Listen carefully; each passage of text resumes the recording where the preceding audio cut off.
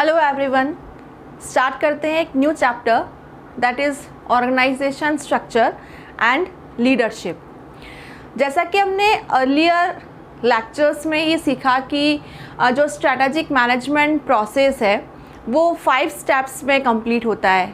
First step is deciding the vision, mission and objective of an organisation. ठीक है, first हम जब भी कोई ऑर्गेनाइजेशन स्टार्ट होता है, फर्स्ट वो अपने फ्यूचर को देखता है कि वो कहाँ पहुँचना चाहता है, that is its vision. Then उसके बाद में प्रेजेंट कि वो उस विजन को अचीव करने के लिए क्या कर रहा है, that is mission. And then performance targets, those are objectives. वो डिसाइड करने के बाद में इन ऑब्जेक्टिव्स को अचीव करने के लिए स्ट्रैटेजी फॉर्मुलेट की जाती है। लेकिन स्ट्रैटेजी फॉर्मुलेशन इंट्यूशन के बेसिस पर नहीं होता, ये जजमेंट्स नहीं होते, हमें एनालिसिस करना होता है, internal and external analysis. Internal analysis से strength and weaknesses and external analysis that is opportunities and threat. इन सब का एनालिसिस करने के बाद में हम एक बेस्ट स्ट्रैटेजी को फॉर्मुलेट करते हैं। अब फॉर्मुलेशन के बाद में उस स्ट्रैटेजी को इम्प्लीमेंट करना ज़रूरी है, क्योंकि सिर्फ फॉर्मुलेट करने से हमें हमारे डिज़ायर्ड ऑब्जेक्टिव्स अचीव नहीं हो सकते। तो implementation and then after continuously evaluation, that means updation. Implementation and evaluation is are the last stages of strategic management process.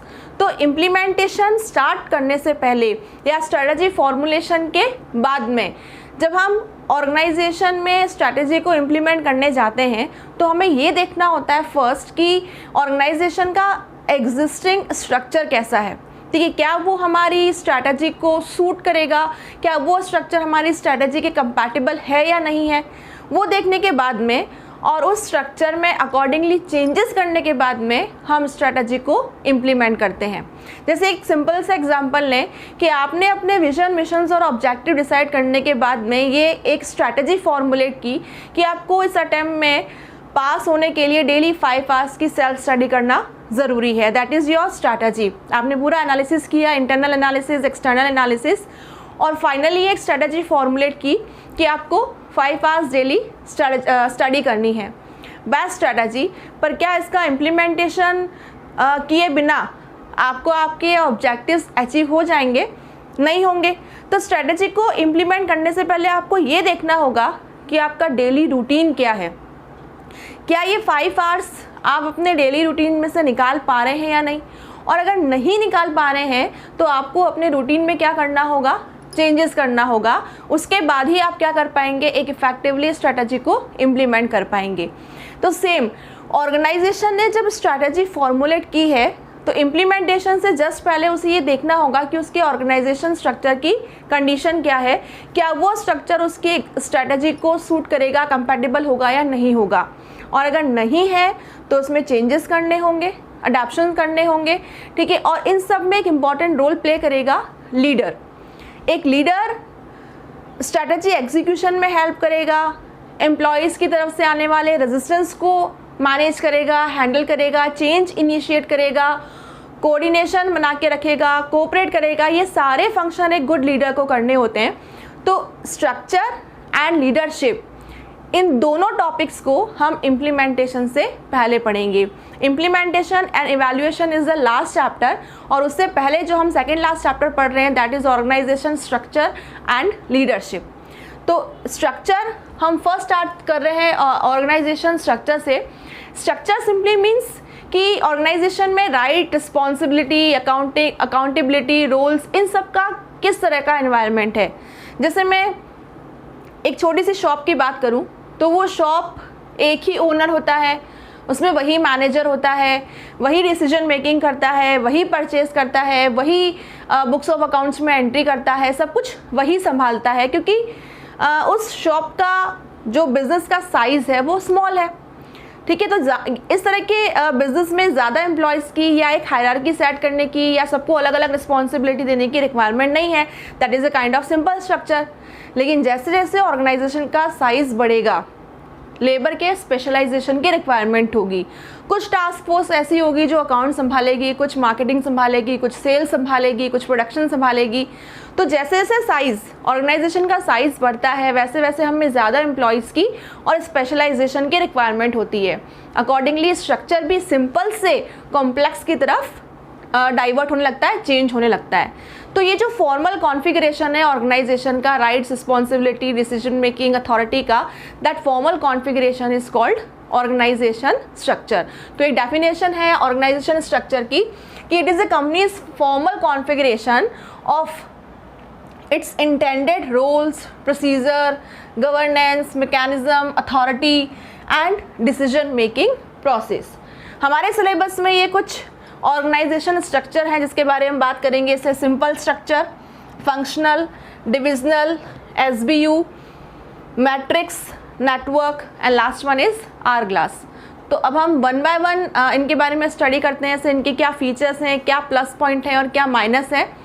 इन सब की स्टडी करने के बाद में ही एक ऑर्गेनाइजेशन ये डिसाइड करता है कि उसे किस स्ट्रक्चर के साथ कंटिन्यू करना है या किस तरह के चेंजेस करने हैं ताकि स्ट्रैटेजी और स्ट्रक्चर दोनों आपस में क्या रहें, कंपैटिबल रहें और हमें हमारे डिज़ायर्ड जो ऑब्जेक्टिव्स हैं वो अचीव हो सकें।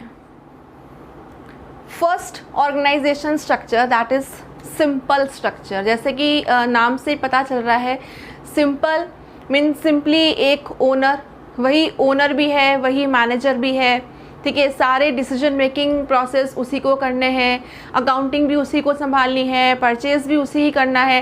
That means all kinds of functions, all kinds of responsibility bear by that single person. हाँ, आप उस बिज़नेस में कुछ एग्जीक्यूटर्स रख सकते हो, कुछ पर्सन रख सकते हो जो आपके ऑर्डर्स को फॉलो करेंगे। डिसीजन मेकिंग में उनका किसी तरह का कोई कंट्रीब्यूशन नहीं होगा, mainly they are just executors.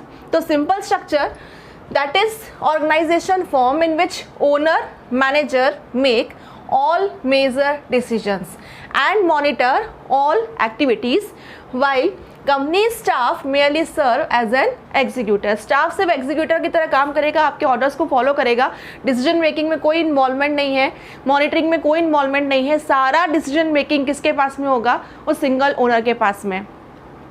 इस तरह के स्ट्रक्चर के क्या फीचर्स होते हैं? से लिटिल स्पेशलाइजेशन, क्योंकि अलग अलग लेबर तो है नहीं, हमने अलग अलग स्पेशलाइज्ड मैनेजर्स या पर्सन को नहीं रखा है। एक ही ओनर है, वही मैनेजर है, उसी को सब काम संभालने हैं। उसे अकाउंट्स की भी नॉलेज होनी चाहिए, उसे टैक्स की भी नॉलेज होनी चाहिए, उसे लॉ की भी नॉलेज होनी चाहिए। तो हम एक ही पर्सन से इतना स्पेशलाइजेशन एक्सपेक्ट नहीं कर सकते।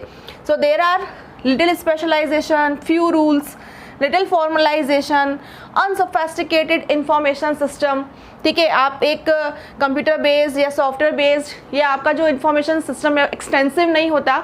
जस्ट एक पर्सन जितना नॉलेज मार्केट से गेन कर सकता है या न्यूज़पेपर से या टीवीज़ वगैरह से जितना इंफॉर्मेशन गेन कर सकता है, दैट इज़ द लिमिटेशन, क्योंकि वो पर्सन सिंगल पर्सन है, सिंगल ओनर मैनेजर है and there is a direct involvement.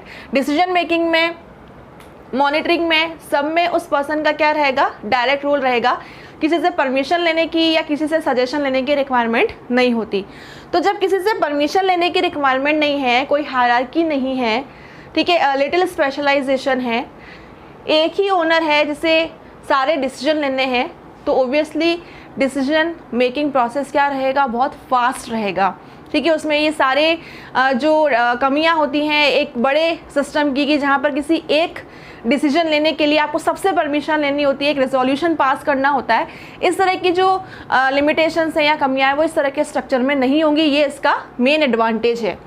तो advantages of this kind of structure is direct communication, quick decision making, openness to innovation, structural flexibility and respond more rapid, क्योंकि single owner, single management system है, ठीक है। हम changes के according भी fast response दे सकते हैं, क्योंकि हमें किसी से पूछना नहीं है, 10 लोगों को बताना नहीं है, उनसे परमिशन नहीं लेनी है, रिजोल्यूशन नहीं पास करवाना है, ठीक है। हम अगर चाहते हैं एक नए मार्केट में सर्व करना या नया प्रोडक्ट सर्व करना, ये सारे डिसीजंस हम क्या ले सकते हैं? बहुत फास्ट ले सकते हैं। चेंजेस जो हो सकते हैं वो बहुत फ्लैक्सिबल हो सकते हैं। तो ये सारे क्या हैं? ये इसके बेनिफिट्स हैं। लेकिन जैसे जैसे एक ऑर्गेनाइजेशन का साइज़ बढ़ता है कहीं ना कहीं ये सिंपल स्ट्रक्चर क्या क्रिएट करेगा, लिमिटेशन, क्योंकि अब हमें मोर स्पेशलाइजेशन की रिक्वायरमेंट होगी कि कुछ लोग हमारा सेल संभालें, कुछ हमारे मार्केटिंग को संभालें, कुछ परचेज को संभालें, कुछ प्रोडक्शन को संभालें, क्योंकि एक ही पर्सन से इन सब चीज़ों में एक्सपर्टाइज की उम्मीद हम नहीं कर सकते। अगर ऐसा हुआ तो कहीं ना कहीं इसके जो भी कॉन्सिक्वेंसेज होंगे वो देखने होंगे। तो एक छोटे बिजनेस पे, एक सिंगल लाइन ऑफ बिजनेस पे जिसको हम बोल सकते हैं, या ऐसे ऑर्गेनाइजेशन जो फोकस्ड स्ट्रैटेजी को चूज़ करते हैं, वो सिंपल स्ट्रक्चर को चूज़ कर सकते हैं। This structure is suitable for small business entrepreneurs और फोकस्ड लीडरशिप चूज़ करने वाले बिजनेस के लिए ये सूटेबल है। लेकिन अगर लार्ज एंटरप्रेन्योर्स और लार्ज बिजनेस की बात करें तो वहाँ more specialisation, more sophisticated mean of information system, more time, more experience, more skill, इन सब की रिक्वायरमेंट होगी जो एक सिंपल स्ट्रक्चर में नहीं होती है, और यही क्या बनती हैं, इसकी लिमिटेशंस बनती है। इसलिए मोस्ट ऑफ द कंपनीज या मोस्ट ऑफ द बिजनेस जिनका लेवल बड़ा है, या जो मोर स्पेशलाइजेशन चाहते हैं, या मल्टी प्रोडक्ट बिजनेसेस है, वो सिंपल स्ट्रक्चर को फॉलो नहीं करते। लेकिन एक छोटे साइज ऑफ बिजनेस के लिए, एक फोकस बिजनेस के लिए सिंपल स्ट्रक्चर, क्योंकि इसकी डिसीजन मेकिंग बहुत फास्ट है, इफेक्टिव है, रैपिड आप इसमें रिस्पॉन्स दे सकते हो, तो ये ऐसे बिजनेसेस के लिए क्या रहेगा, सुटेबल रहेगा। The next structure is functional structure. Functional structure is a kind of organizational structure in which the task or activities are grouped in functions. ठीक है, like sales function, marketing function, production function, human resource function etcetera. Functional structure, जिसको हम accounts में departmental structure भी बोलते हैं, कि sales department अलग बना है, सेल्स डिपार्टमेंट के एम्प्लॉयज़ सिर्फ सेल्स का ही टास्क परफॉर्म करेंगे और उसी में स्पेशलाइज्ड होंगे, या अकाउंट्स डिपार्टमेंट है, परचेज डिपार्टमेंट है, मार्केटिंग डिपार्टमेंट है. तो इस तरीके से एक्टिविटीज़ की ग्रुपिंग किस में की हुई है, फंक्शंस के बेसिस पर की हुई है. तो ये इस तरह के स्ट्रक्चर को क्या बोलते हैं, फंक्शनल स्ट्रक्चर. तो जब एक ऑर्गेनाइजेशन का साइज बड़ा होता है, सिंपल स्ट्रक्चर से उसका काम नहीं चल सकता, क्योंकि more sophisticated means of information system and specialisation of labour की रिक्वायरमेंट होती है. तो तब यूज़ किया जाता है फर्स्ट फंक्शनल लेवल. ये as compare to other structure it is very simple structure and very cost effective, क्योंकि यहाँ पर जो हायरार्की होगी वो किस तरीके से होगी. देखो ये डायग्राम है, इसका हायरार्की चार्ट है कि फर्स्ट जो ओनर है, या इसको हम बोल सकते हैं कि वो एक CEO की तरह काम करेगा. Decision making authority, decision making power सारी किसके पास में होगी, इस टॉप पर्सन के पास में होगी. और ये सपोर्ट किससे लेगा, corporate R&D, corporate finance, corporate marketing, corporate human, इस तरीके से. और इन सब को हेल्प करने के लिए से इन स्ट्रैटेजीज़ को इम्प्लीमेंट करने के लिए, एग्जीक्यूट करने के लिए उसके पास में कौन सा फंक्शन एरिया होगा, कौन से फंक्शनल एरियाज होंगे, से finance, production, accounting, sales and HR. मतलब इस स्ट्रक्चर को देख के हम ये बोल सकते हैं कि इसमें फर्स्ट कॉर्पोरेट स्ट्रक्चर होगा और देन उसके बाद में सीधा फंक्शनल स्ट्रक्चर होगा. इसमें किसी तरह का कोई डिविजनल स्ट्रक्चर नहीं है.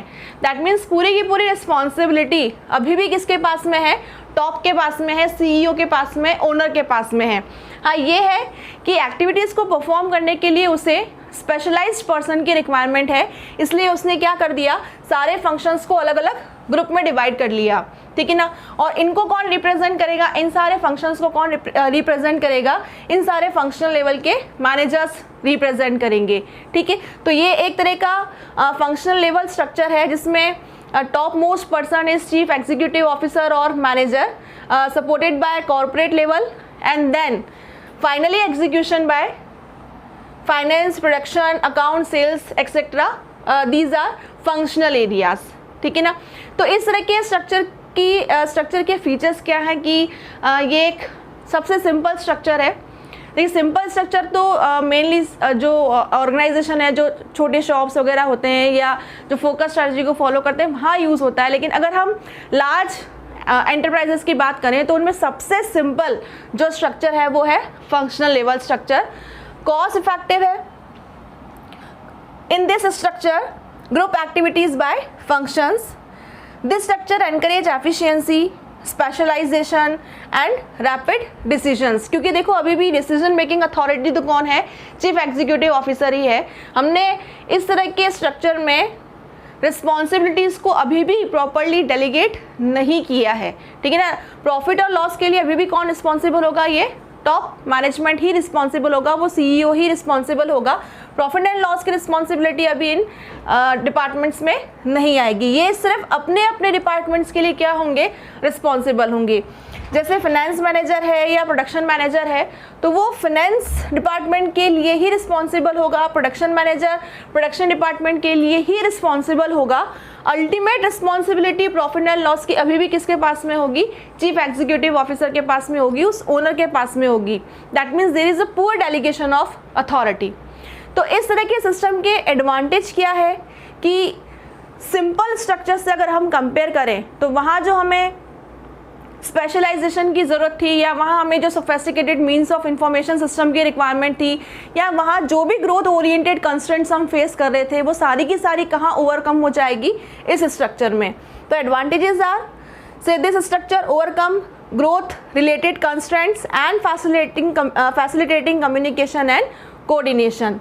लेकिन इस स्ट्रक्चर की सबसे बड़ी लिमिटेशन ये है कि ये जो फंक्शनल लेवल के सारे मैनेजर्स होंगे ये सिर्फ अपने अपने एरियाज़ पर फोकस करेंगे।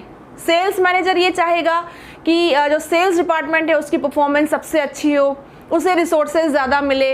मार्केटिंग डिपार्टमेंट ये चाहेगा कि उसे रिसोर्सेज ज़्यादा मिले या मार्केटिंग डिपार्टमेंट की परफॉर्मेंस सबसे अच्छी हो।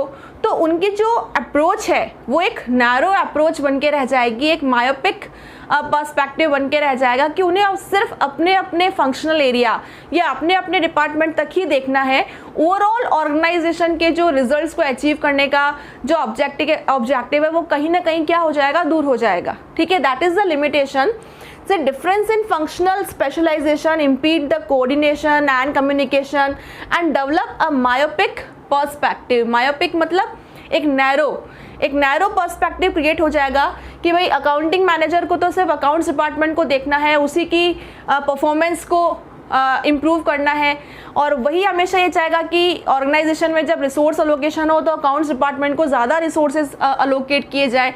तो इन मैनेजमेंट की जो सोच है या जो पर्सपेक्टिव है वो क्या हो जाएगा, कहीं ना कहीं नैरो हो जाएगा, मायोपिक हो जाएगा। दैट इज़ द लिमिटेशन, ठीक है। तो ये स्ट्रक्चर अपने आप में सिंपल है, कॉस्ट इफेक्टिव है और एक सिंपल स्ट्रक्चर में आने वाली जो भी ग्रोथ कंस्ट्रेंट्स थी उनको हम इस अप्रोच को, इस स्ट्रक्चर को यूज़ करके कहीं ना कहीं क्या कर सकते हैं, दूर कर सकते हैं।